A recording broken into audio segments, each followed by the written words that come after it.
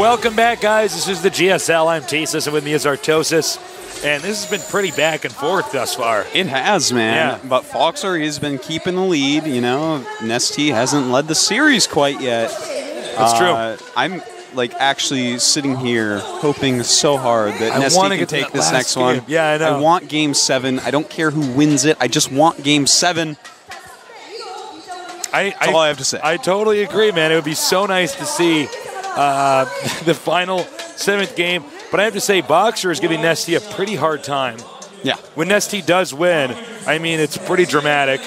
He somehow manages to MacGyver his way out of this situation. It's quite true. But then, you know, some of these games, Boxer is just slapping him down.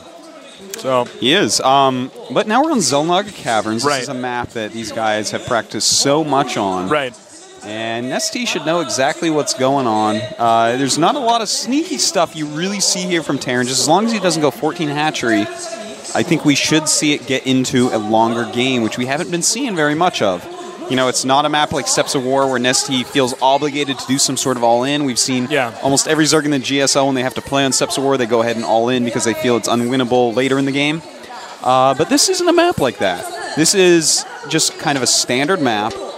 And I think that if NesTea just plays a standard opener that isn't hatchery first, it should be pretty good. But on the other hand, Foxer, I would not be surprised at all if we see him go double barracks again, just in case there's a 14 hatch. That's true. I mean, NesTea is inclined to 14 hatch, and he has been given a hard time every time he does do that. Also note, you know, when you're ahead in one game like this, you have room to take a risk. Yeah, absolutely. You know, what the hell? You know, let me try this. Yeah. Because if I can win this out now, great. I'll still have the stamina and less stress than the Zerg players. The Zerg player, talk about tension building up here. So much on the line. This is the biggest and bestest esports event in the world. The world is watching. More people watching than ever before. Yeah. In fact, we know that apparently there are some stream difficulties. Yes. We are so sorry about that. I really wish that there weren't. We didn't do it. We actually have John running on a giant hamster wheel right now to try to power the stream to get more people on there, but I don't know if it's going to be enough. There's an insane amount of people tuning in right now.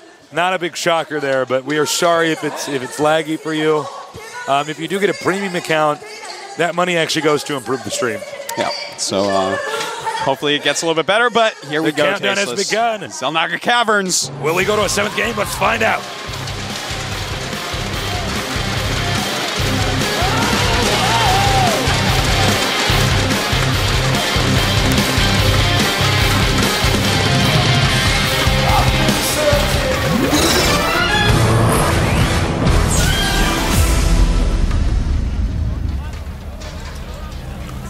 It has begun over here in the red.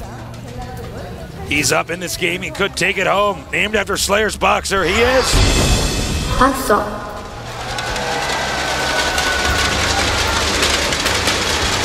And the crowd goes wild. Down here at the bottom left on our 101 map, naming himself randomly after the drink that was on his desk when he had to make an AD, he is. NesTea. And I get agoraphobic every time I see that shot from above. I feel like I'm actually going to fall through that screen. Well, I tell you, Tasteless, that actually just makes me want to get to the finals, not for the money, not for the fame, but to get Artosis on top of a booth. How cool would that be, man? I'd take that roof home with me, win or lose, it'd be on my wall. We're actually pretty high up right now. I mean, if you look behind us, there's about a 15-foot drop. So if you hear somebody fall, they're probably dead. Yeah. You No more commentary for you. No more commentary for you guys. Box are going to go ahead and open up with barracks in his main. Now, we did see him make a second barracks outside of his main. So we could see some trickiness. Ooh, NesTea. Uh-oh. NesTea is like, no, I want that hatchery first. Forget it. No, it's still doable. It's like, no, it's not NesTea. Watch out. This could be bad. This could be very, very bad. In fact, I'm pretty sure he's going out to make a second barracks. Yeah, that wouldn't shock me. We don't have any gas going up yet in our Terran's main. No, that's quite true. And note, I always say this before every game, but I know there's a lot of new viewers.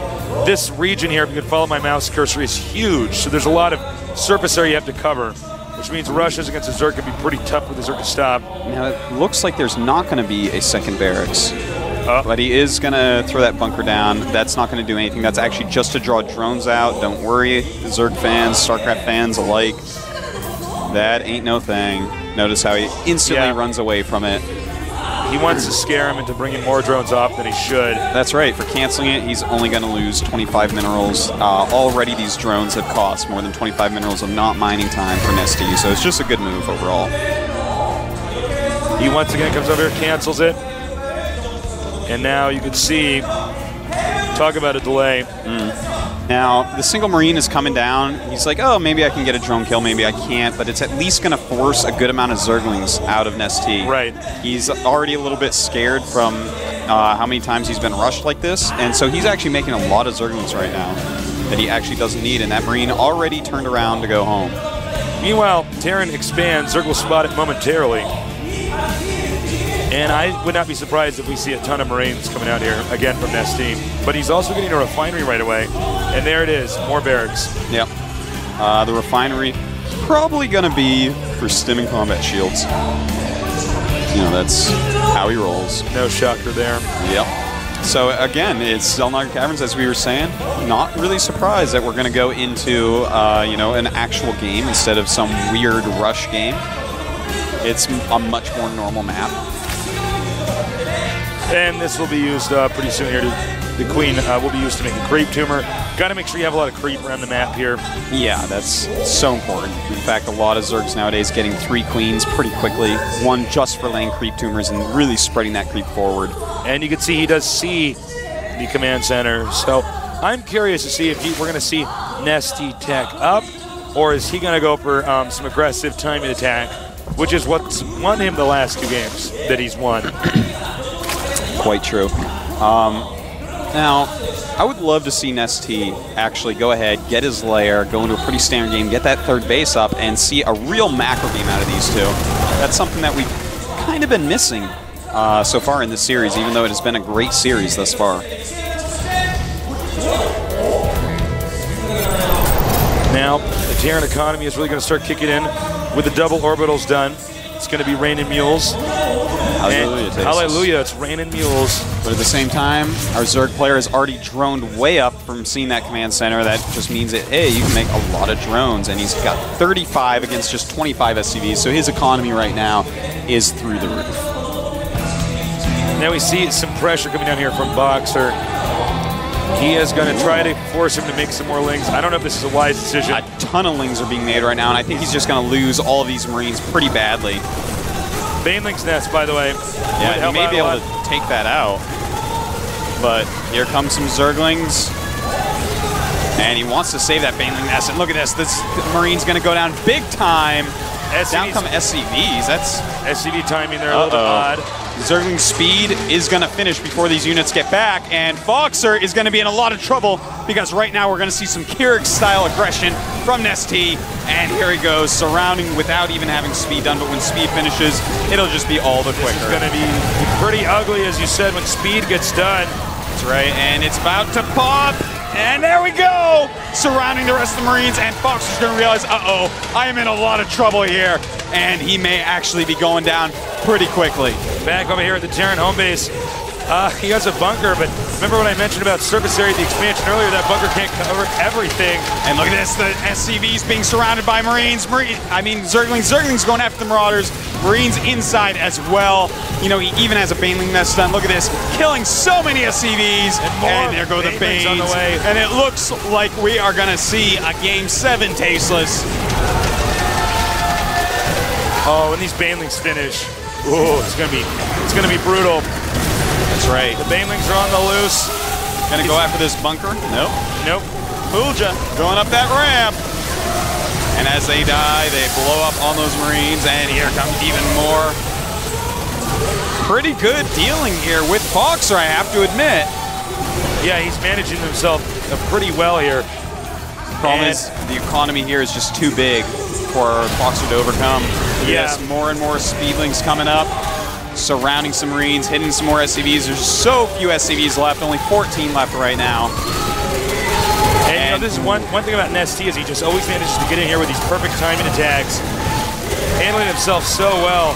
You can see the SCVs can't take too many more blows, and these banelings are about to get done. No! And they're going after those SCVs. Run for your life. Don't kill nearly as much as you thought they would, but it doesn't matter. More speedlings on the way, and we're going to have to see a GG here momentarily from Boxer. He runs in there, he takes out these Marines. That's right, and cancels the Banes even. He's like, wait a minute, I don't actually need banelings. Yeah, just need his Marines to get hit by these speedlings. And that does it, guys. GG. Wow. NesTea has to be feeling good about that game. He feels so relieved. He's like, finally, I have hit my stride. I am back. I am NesTea. And we're not going to have a break here. We're going to go right into the last game. Yeah, the last game going to be on Metalopolis. Everyone agrees it is the most balanced map out of the pool. A true test of skill, Tasteless. No kidding. And we are going to have to see. This is going to be very happy times for NesTea because Zerg players do love Metalopolis. Metalopolis, I think the best map made thus far. Yeah. At least my favorite. Although most of the maps that are for StarCraft II right now are pretty damn good. Wow, he came back once again with a perfect timing attack. I mean, just had he waited too long, that wouldn't have worked. But of course, Boxer made a big mistake back there. That was quite a blunder, Tasteless. Yeah, to attack like that was just He's like, I have 8 bad. Marines. Maybe I can attack across Zelnog Caverns and do damage. And it's like, no, this is NesTea. This isn't random 2100 Diamond Zerg. This is NesTea. Yeah. The best Zerg in the entire world. He is a real force to be reckoned with, a real superhero. I got to say, I don't know who's going to win now. I have no idea. No one knows, Tasteless. Nobody knows. Not even the Overmind. Not even the Overmind knows. Not even on those crazy drugs the UED gives it to keep it down. That's right, man. It just does not. Nobody knows. That's right. And we're going to find out soon. The players have said they're ready. So we're going to get this going. I'm ready. I hope you guys are ready. Metalopolis. Now, a lot is going to depend on where they spawn. You can spawn very close to each other by land. Yeah. You can spawn very close to each other by air, but that's pretty far by land. Or you can spawn just straight up far away from each other. Yeah, about as far as it is humanly possible on the StarCraft II map. So, positions going to matter so much. There's so many different build orders and openings you do based on these positions. So this is a map you have to have a lot of experience on. Obviously, these guys do have a lot of experience on it, considering this map is one of the older maps here for StarCraft II. Definitely. I'm just so excited, Tasteless, to see what strategies these guys choose. Sick. Oh my God. Thank you everyone so much for watching us. We're sorry about any stream problems that there have been. We do apologize. Yeah. We didn't do it, but we're really sorry. Everybody at GOMTV is really sorry. Yeah. StarCraft II is just so popular. It is, man. Yeah. Everyone in their brother is trying to watch this right now. I know. And I hope that all of you watching in groups and everything have got the stream going. Because otherwise, that would suck. Yep. The countdown has begun. The final game, Boxer against NesTea. Who will win? Let's find out.